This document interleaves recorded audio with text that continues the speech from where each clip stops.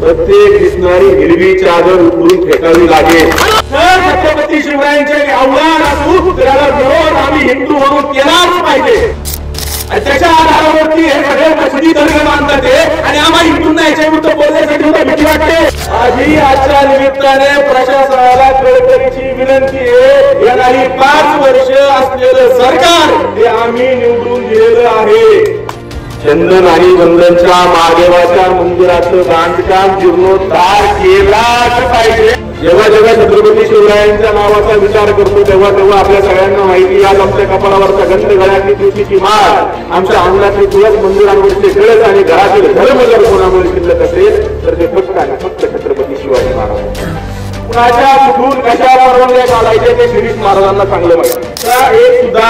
एक इंच सुद्धा जमीन छत्रपती शिवरायांच्या गड किल्ल्यांची जाऊ द्यायची नाही.